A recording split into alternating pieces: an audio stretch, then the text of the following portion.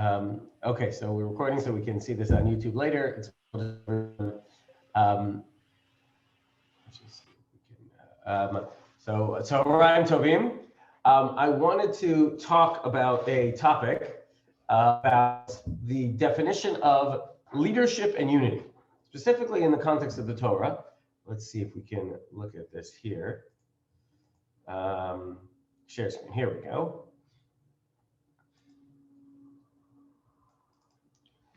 In the context of the idea of what exactly is the definition of leadership in the Torah. And I'll give you the background of where this comes from. In last week's Parsha, we began the reading describing of Moshe Rabbeinu's last speech to the Jewish people. 37 days long. So next time you complain about the rabbi speaking for too long, that was a really long speech, 37 days. And so Moshe has a couple of elements to his speech. He gives some reproach, musar, right? He gives them a rebuke. He gives them a sense of his own personal vulnerability. I'm not capable. He says, it's too much for me. It's hard. He gives them a window into his personal soul. And then he, of course, gives them many mitzvot. Much of Sefer Torah is quite a number of mitzvot. And the really interesting aspect, the idea here is why Moshe chooses to thematically organize his words in this way. And a very interesting question, which is Moshe was grappling with what his legacy is meant to be. You see, Moshe, on the surface, could have been called Moshe Malkeinu, right? He, in many aspects, was a king, right? He did a lot of things that kings do, having control, power, direction, right? He was in charge of the people. He could have called himself Moshe Malkeinu. And in fact, one of the commentaries when describing the story of Korach actually says that Moshe Rabbeinu could have approached Korach as a mored b'malchut, which means someone who is rebelling against the kingdom. And that was one of the sins of Korach. So he could have been Moshe Malkeinu. If you wanted to be even a little bit more, we know he's a little humble, he didn't want to use the word king. You know what he could have been? He could have been Moshe Manhigenu, which means Moshe, our leader. That probably would be a very accurate description of Moshe, right? Moshe Alpi, God, Yachanu Alpi Gad Yisrael, but Moshe was the one who directed everybody where to go. He led, literally, the Jewish people out of Egypt. He led them through the desert. He led them on this stage in their history and their destiny. So it wouldn't have been so crazy to call him Moshe Manhigenu. What do we call him? Moshe Rabbeinu, which, by the way, Rab does have a certain authority connotation, but really, we generally translate as Moshe, our teacher. And really, because Moshe had a hand in trying to figure out what his legacy could be. Was his legacy to be a leader, a king, a director, or was his legacy to be a teacher? And so Moshe Rabbeinu has this choice and crafts his legacy speech along the lines of that third thing, right? Because what does he do? Number one, he tells the people, I have to guide you, give you reproach. The second thing he does is he says, it's going to be tough for me. He shows his own vulnerability. And the third thing he does is he gives them mitzvot. You know what the common denominator, all three of them are? They are teaching, right? A teacher uses methodology, right? Pedagogy to guide people where they messed up and how they can be better. A teacher, a king generally doesn't focus on his own or her own faults. They are supposed to be, be all and end all. And so for Moshe as a teacher to be connecting, having a dialogue with the Jewish people, and in that dialogue, he guides them based on what they need to do better. And then, of course, the classic thing is he has content, mitzvot, He teaches them the material. And so Moshe cements legacy very much as teacher as opposed to monarch. Rabbi Jonathan Sachs has a beautiful line, I believe it's from him, who says, what's the difference between a teacher and a monarch? A monarch has the job to empower himself. A teacher has the job to empower others. Now think about that. What a monarch, on behalf of the people, needs to be as regal as possible. Look at David HaMelech, who gets in trouble for not being regal enough, according to his wife. Look at Shlomo HaMelech, who spares no expense and no effort to have the most regal and ostentatious almost presentation of himself, of any king in history.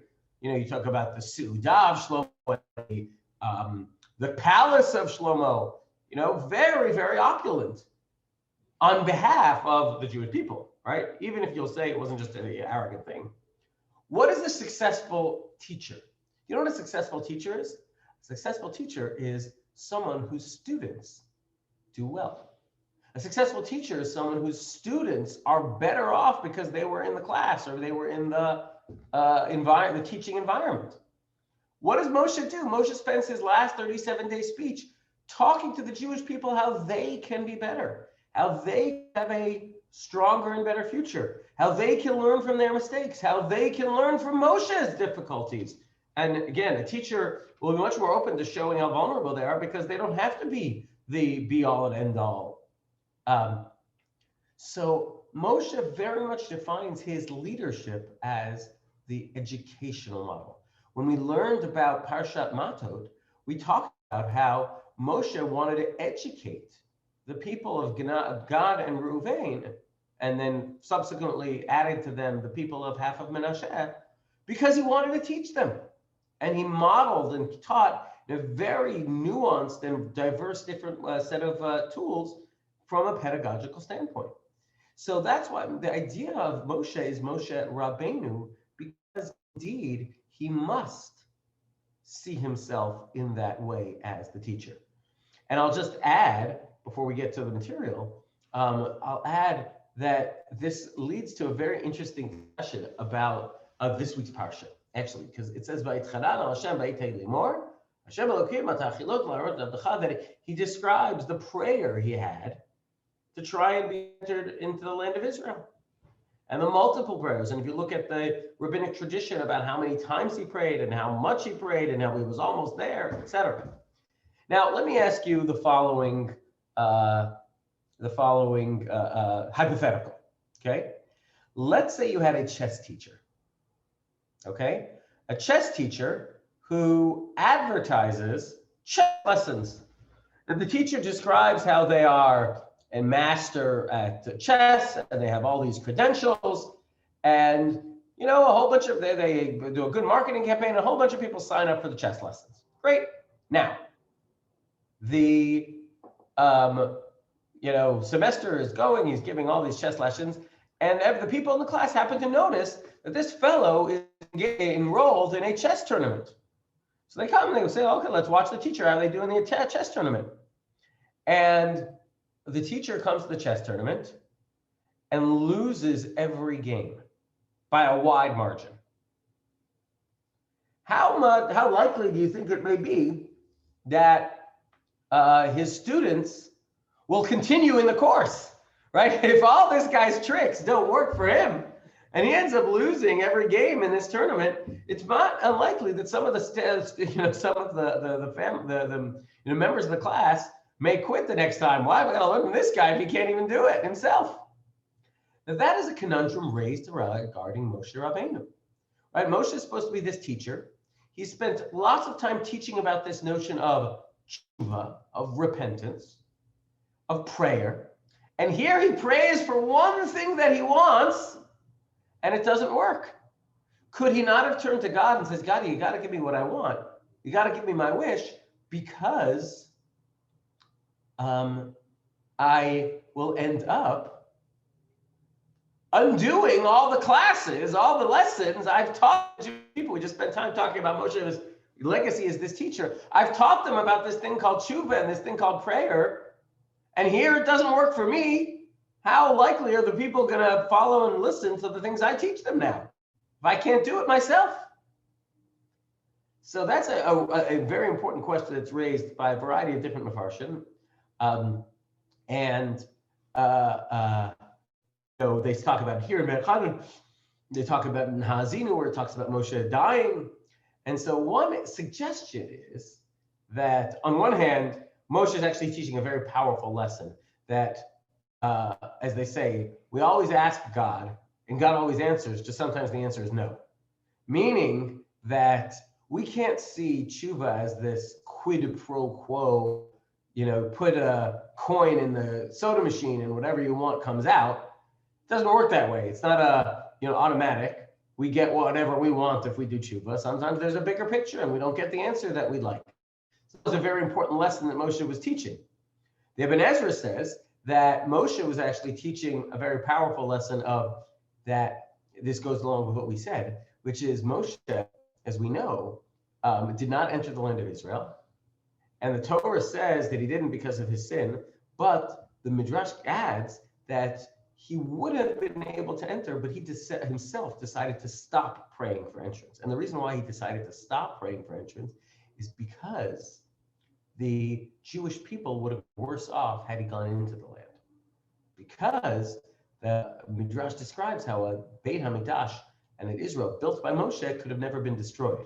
And as terrible it is that the Beit HaMikdash was destroyed, it was a gift, because then God took his wrath out on sticks and stones and bricks and mortar and not on us.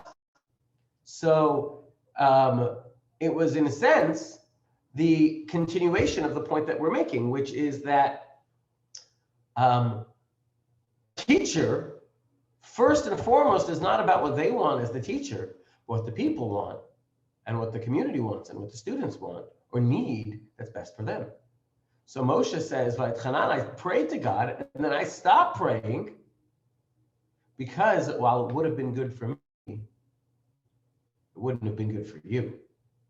And again, that's the difference between the monk and the teacher. The teacher or others. And Moshe would not have been a successful teacher if the people would not have done well. And so Moshe, again, cements his leadership in that way.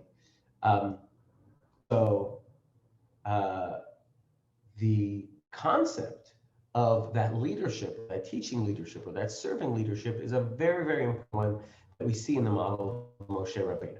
That's what I wanted to introduce today. So I'll share the screen here, talking actually about Pinchas and others. Let's see here, source number 3 here. Okay, can you see the source page? You can see the page here? Okay, good. So let's talk about Merriam-Webster here. Mr. Merriam and Mr. Webster, definition of a leader.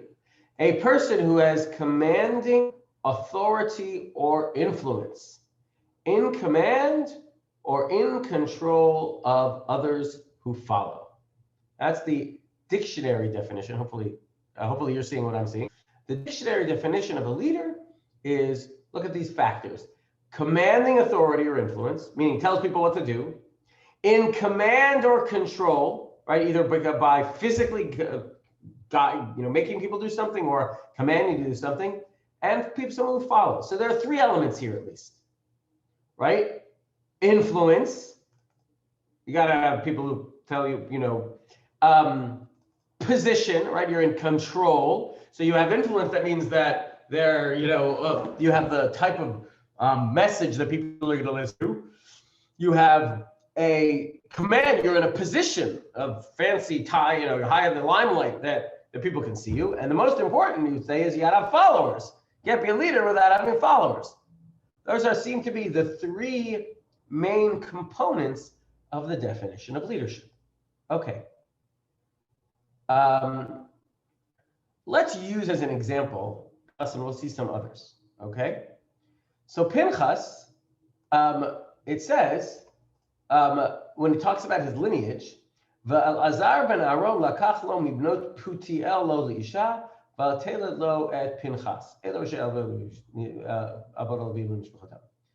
Elazar, the son of Aaron, marries somebody from the people of Putiel. He marries a Putielite woman, and from that marriage comes Pinchas. Okay. What happened to Pinchas? It says when Pinchas, who we know took a very aggressive action and killed Cosbi and Zimri, that ended up doing an action that ended up stopping the plague happening to the Jewish people. He was not accepted as a hero at all at that time. Pinchas was actually reviled. Look what the Gemara, the Talmud says in Sanhedrin. Ayush batim mivazim oto, which means that the Jewish people, the rest of the tribes, denigrated, made fun of Pinchas. Why? Because it says, remember, Mibnot Putiel, he's from a Putiel women. Putiel, Reitim ben Putizeh, this son of. Now, what does Puti mean? Putim or lifatem means to fatten, make fat, specifically to fatten animals for slaughter. So it describes Reitim ben Putizeh, ben shepitem avimo agalim lavodah zarah. He comes from disgraceful lineage that his Puti ancestors would fatten animals for idolatry, and such a person, Yaharog Nasimi Yisrael, he shall destroy, he should kill a prince of Israel. God therefore had to step in to refute those claims.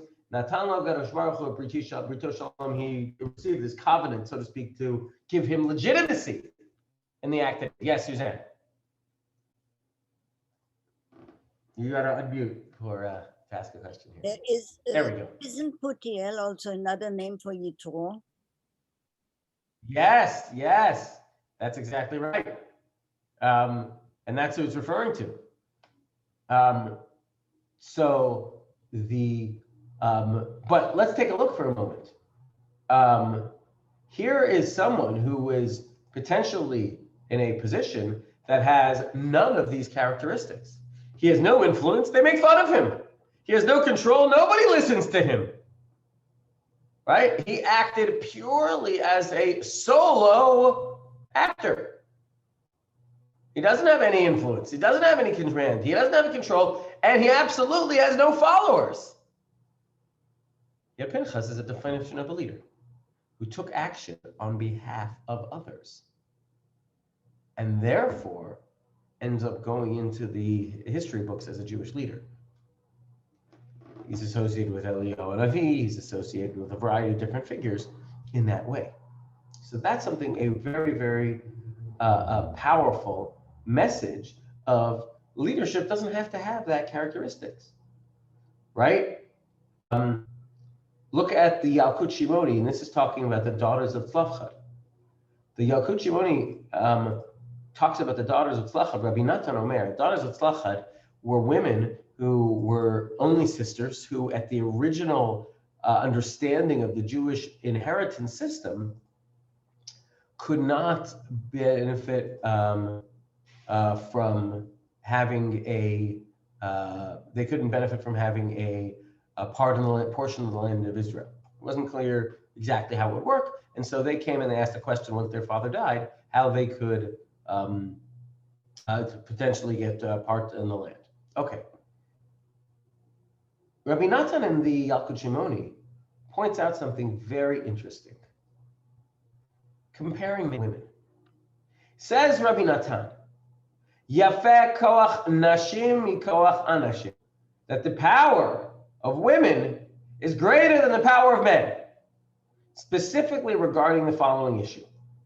Anashim omrim, the men would say, let's drop this whole Israel thing and turn around and go back to Egypt. Nashim omrot, but women say, Tana lanu achuzah, give us an opportunity to have a stake in the land of Israel. Now let's understand the background of this phrase in the Yalkut Shimoni. The Yalkut Shimoni is describing how you had one episode around the time of the sin of Jewish people, including the sin of the spies, where Jewish history is on the line. What is going to, if the Jewish people turn around and go back, the entire rest of the story of Jewish history is very different unless they continue on their path. But who is the one who gives up first? It's the men. The women say, we know God had promised us something, and we know that going ain't going to be easy, but we want a chance to be part of it. And while the men who had the opportunity to have a stake in the land of Israel threw it away and decided to go backwards to Egypt, the women who didn't have a stake, at least according to what their understanding was, it was clarified that they did. They said, even something we don't have, we want a part of to follow God's plan. So again, you have these women, and the Torah repeats their name twice to solidify their role as Jewish leaders who have no followers, who have no control or no influence, at least in their context, and yet are considered Jewish leaders as someone who basically saves that point in Jewish history in terms of their attitude. Yes, Suzanne. Go ahead.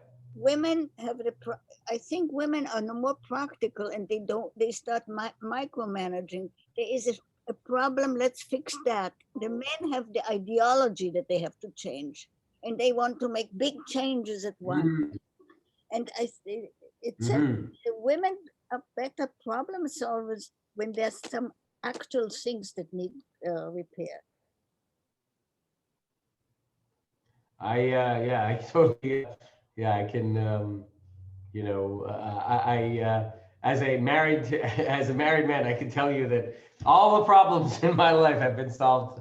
100%. I think that's maybe sort of what this is getting at in terms of the idea here of keeping your eye on the prize, being focused and not giving up hope in that way. And I don't know that this is purely just a general statement, but it's highlighting people who have responsible for the well-being of the family. So that comes first. Yeah. But the note of being in that position of keeping Jewish history intact is something that required leadership, despite the fact that you didn't have those other things of followers. Okay, let's look at Moshe again. Okay, look at Moshe. Moshe does something very unusual for people who have a relationship with God, which is that they make demands of God. They demand that God give them X, Y, or Z, right? They make demand. Now, a lot of people do that in their personal lives, but when you have a chance to talk face to face, the King of Kings, you don't necessarily make demands. But look at Moshe's demand. Moshe says, "V'atayim tisachat atam," right? The Jewish people are in trouble. Moshe, as we said, as this type of leader who cares purely about his people, what does he say? He says, God, you better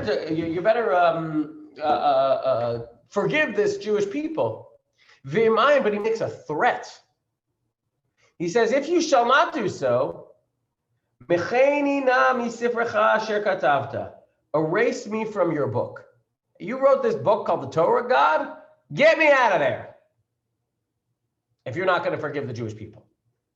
Now, notice something interesting. Look at the Alshich. Moshe doesn't say erase them from your book. He puts himself in harm's way. He takes the difficulty upon himself, right? He doesn't want the power, per se, as we described, but he does want the responsibility of leadership. And now take a look. It says, "Shetitoloti lechapartam," says the Alshich, you should take me as a way to help out the Jewish people.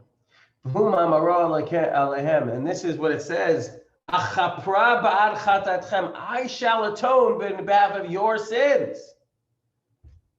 Now he says, Klomar Tera Masot. Let me just see if I can get this. Let's see if it gives me what I need to do here.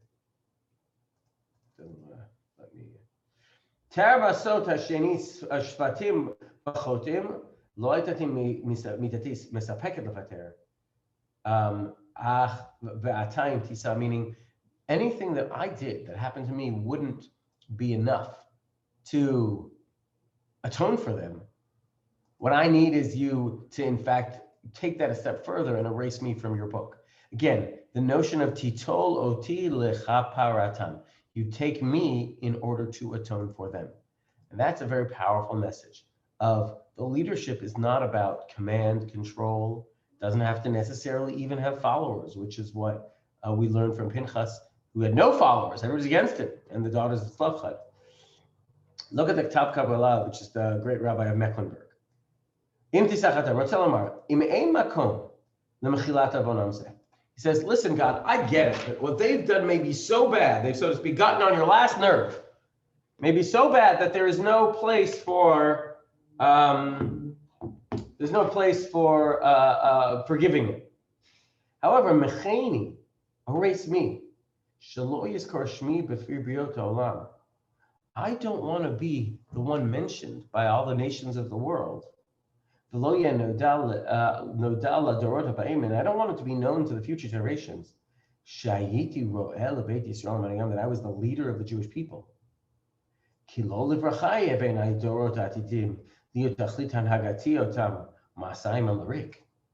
I don't want it to be known that all the things that I did for the Jewish people, that I led for them, and I was the leader who ended up getting them down to nothingness. But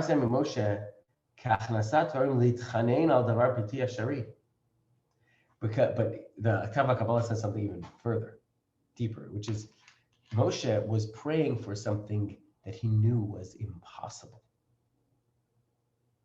He was saying, there's no way it would make sense that a name that had a person who had not sinned, Moshe had not sinned, his name would be erased. He used this as a segue, as a tool to get to what he really wanted, to pray for the Jewish people's forgiveness, meaning the following. He basically said, listen, it doesn't make sense for my name to be in the book that describes the downfall of the Jewish people if you end up destroying them, right? If you end up destroying the Jewish people now, what will the book be about? The book won't be about their triumph and their exodus from Egypt. And the book will be about this failed experiment called the Jewish people. And who's going to be the leader of that? Moshe Rabbeinu. Moshe says, I don't want my name in such a book.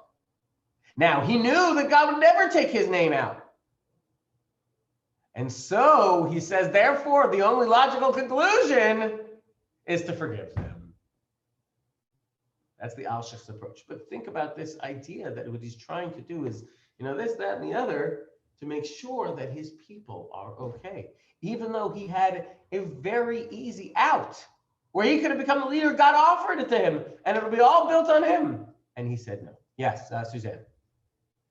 I think you need to unmute here.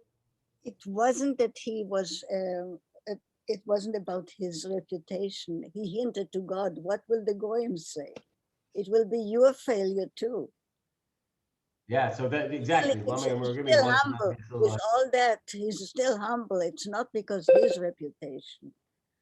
100%. He still has that humility. Absolutely. Absolutely. Okay.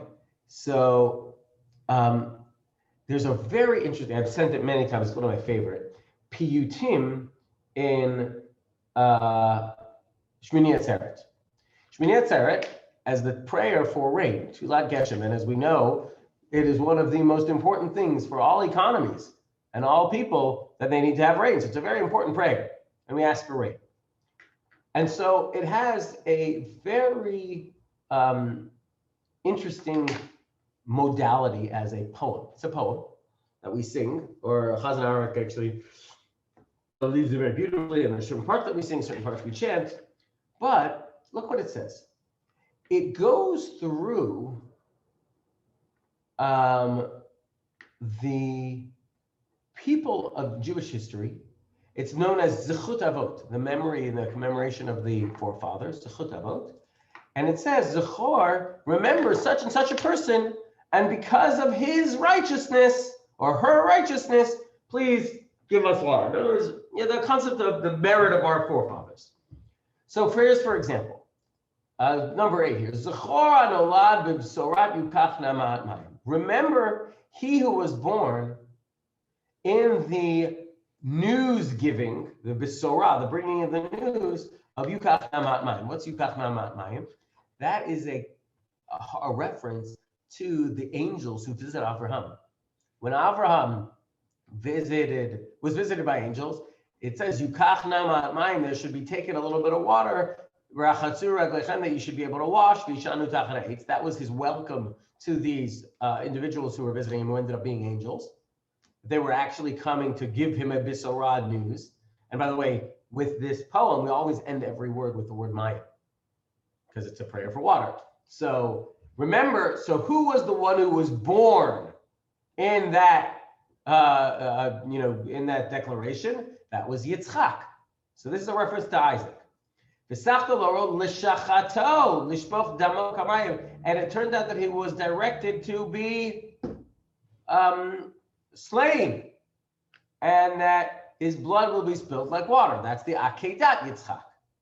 Ziger gamhu l'shpuch leiv kamayim, and he himself was very careful, was alacritous, wanted himself, allowed himself to be sacrificed on Akedat Yitzchak, which is considered a great merit. And then at the end of the story of Yitzchak, he dug and found the wells of water. That's a later part of the story. And therefore, Bitzidko chon chashrat mayim. In his merit of his righteousness, give us the bounty of filling up our lack of water, of give us water, basically. Yeah, Miriam, you had a question? Yes. Shmini Atzeret is one of the last days of Sukkot. Is that correct? That's correct. Right after Sukkot. Okay. Now, do we read this particular piyut on Shmini Atzeret? In Musaf, yep. You do read it at Musaf. On the holiday. And then on the holiday of Shmini Atzeret. I never really understood what Shmini Atzeret was. Sukkot ends, and then there's this extra holiday, correct? Right. And it's mostly for matar, for mayim. Is that what it is mostly there for? It's two things. It's two things. The first, it's both of them. It's also Simchat Torah, the celebration of in Israel, it's all one day, but it's a celebration of the completion of the Torah. But the two main things are, has a very important agricultural point, like you said, that it's the time where it's going to be the rainy season. We pray for rain. The second piece is that it is the culmination of the high holiday season. And so the Torah describes this as a holiday that is our farewell to the closeness we had over the holiday season. And so what the Talmud says is, God says, Kasha alai preidatchem, which means it's hard for me to say goodbye. So I want one more day of a Yom Tov, of a Chag, to have a celebration of a chance of that closeness. So that's sort of the theme that we have on Shmini Atzeret. It's an extra day of one more sort of a prolonged goodbye, so to speak. Then Sukkot is 7 days, and Shmini Atzeret is an 8th day, a special holiday tagged on, and then Simchat Torah. That's right. In Israel, it's just one day. In America, it's we separate the Torah part and the Shmini Atzeret part into 2 different days. So this prayer is said on the first of those 2 days. Okay. Because yes, it so belongs there. Right. Okay. Yeah. Thank you. Go ahead, Suzanne. Sure. Yes, Suzanne. So I knew that all the time, but then what is the idea of calling the same day the 7th and the 8th day? You mean the 7th, the 8th and the 9th day, you mean? Pardon? It's Shmini, Shmini, it's the 8th day. But isn't it the 7th day of Sukkot also? No, it's a totally different holiday. You don't sit in the sukkah, you don't take the lulav and etrog. I know it's two holidays in the day, but I mean in Israel isn't it? In Israel, no, it is not. Has no Sukkot aspect to it whatsoever. At the end of Chol HaMoed, they get rid of all the sukkah stuff on Hoshana Rabbah. Hoshana Rabbah is the end of Sukkot. Okay. Yeah, no, it's a very good point because there's often Simchat Torah is not even belonging to Sukkot. That's correct. Okay. That's correct. Yeah. See, I learned something very important today. Okay. All right. So, but let's go back to this poem. We sing it on Simchat Torah, and so we get the idea. We talk about heroes of Jewish history. One of the examples is Yitzchak, heroes of Jewish history, and we say Bitzid Kohen in their merit, Chon Chashrat Mayim. Okay. So now let's take a look at the last stanza. I believe it's the last stanza. Let's try and understand it. Zachor, God, please remember. Mashui b'tevat gomeh. Who was the tevat gomeh? That's the bassinet, the basket of reeds in which Moshe was put into the water. So God, remember the guy got put in that tablet of reeds. Namo dala dala vishkatzon mayim. He was the one who sown, in this case means the Jewish people, but it's also referring to the sheep that during the time of the burning bush, what was he doing? He was going to get sheep and give them sustenance and water. That's where he got called to the burning bush. Sigulecha ate sam'u lamayim.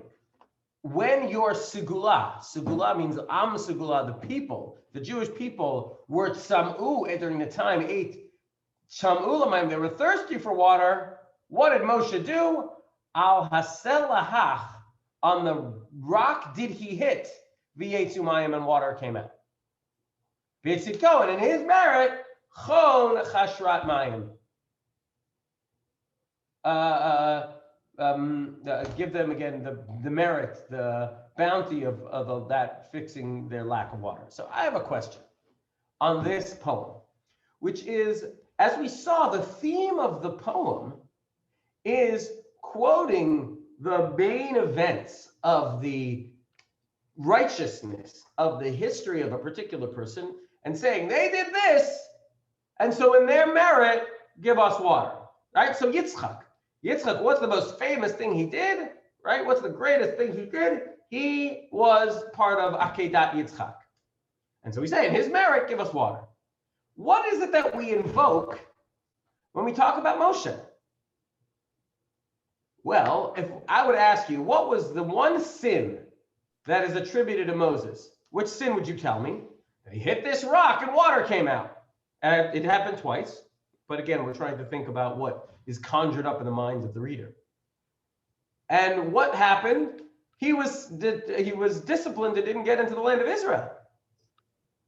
And so that's the thing that we quote when we want to try and use the merit, right? Imagine you say, hey, please, think about, I'm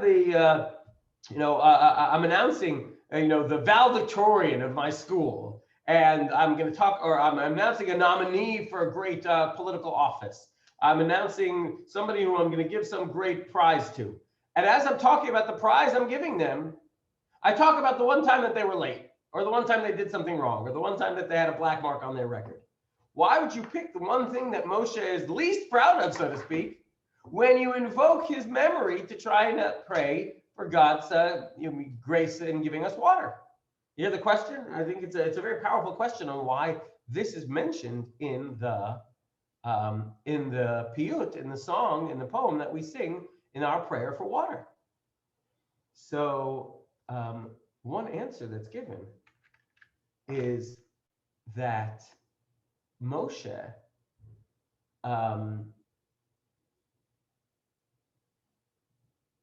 made a very calculated decision when he hit that rock. The calculated decision Moshe made is that he knew that God was being extremely frustrated with the Jewish people. And God had told him, I'm going to get rid of them and put you instead. And Moshe had the opportunity to redirect God's wrath on him instead of the Jewish people. And so, at least according to one of the Talmidim of Rashi, suggests that the point of Moshe's hitting the rock was in order to actually deflect the ire of Hashem onto the Jewish people, in which case the people would end up being in a better place because the ire of God was going on here. Now, that's a very heady concept to understand. Was it the right thing? Do you sin for a good reason? Is it okay, etc.? But the interesting thing here is it goes to what Moshe was all about, which is exactly that same concept of putting himself on the line. That's the teacher leadership. That's the servant leadership, service leadership of, it's not about having followers, it's not having control, it's not about any of those things. It's about putting yourself in the best position to advocate for who the Jewish people are. And that, we say, will stand us in good stead. Because that selflessness that Moshe displayed, even at his own expense, even at the expense of his own greatest dream to enter the land of Israel, that's something that does stand us in good stead. So that's perhaps the rationale for bringing Al Hasalahach V'Yatzumayim. Yes, Suzanne, you had something you wanted to add.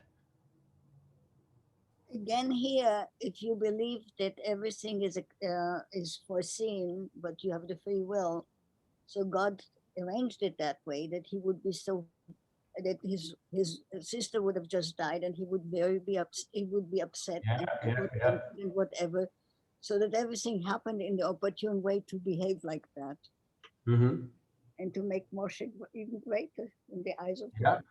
Yeah. So it's a really really interesting interesting concept that we see here.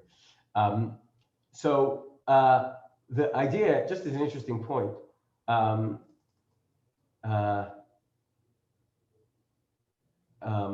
just see if I have it right here.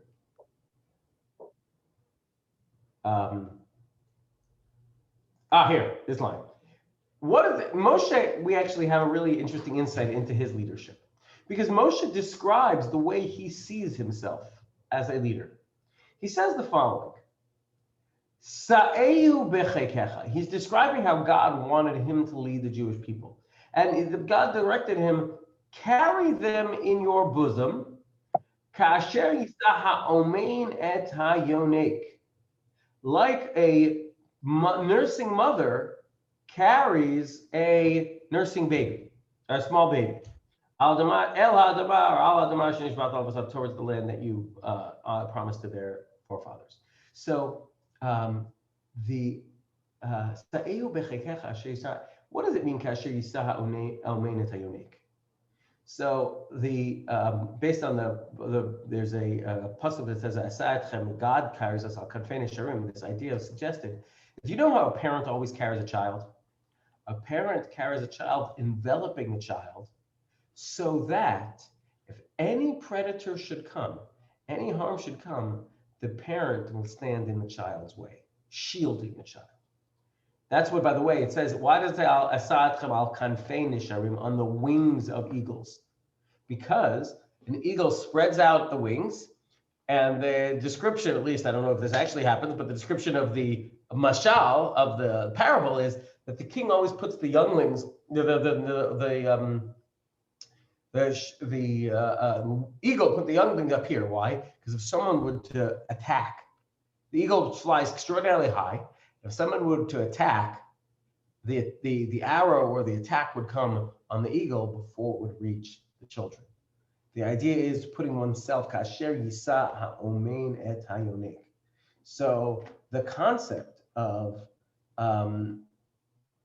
being there in the face, putting oneself in harm's way, being there in the face of challenges to stop those challenges from coming to the people, is a hallmark of the leadership Moshe wanted to express.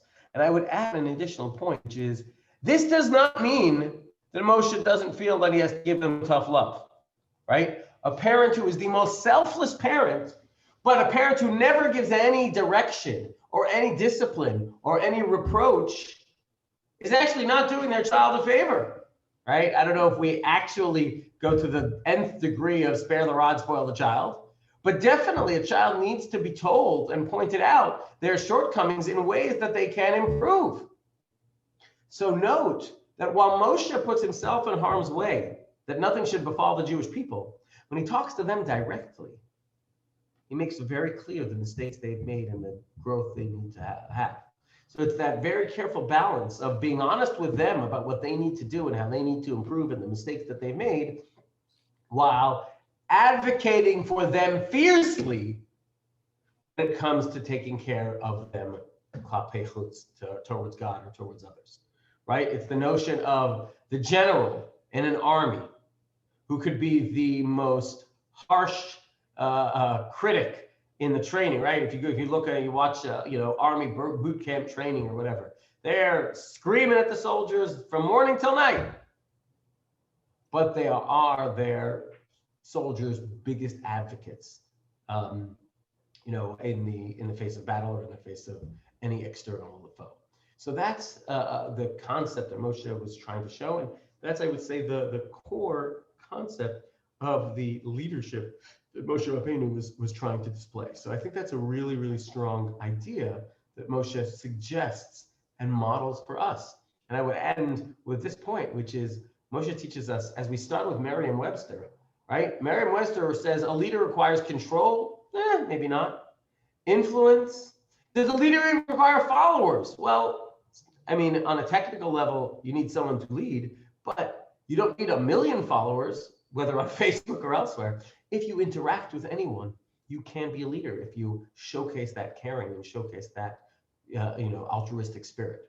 Leadership is that sense of caring and altruism. It's not necessarily that sense of control and power.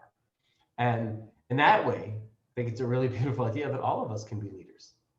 All of us, the extent that we ever just interact with anybody else, have that sense of leadership that we learn from Moshe, from the daughters of Tzlachah, that we learn from Pinchas, and that ability to lead and really, I would say, assist the people around us as well. So with that, I will wish everyone a Shabbat Shalom.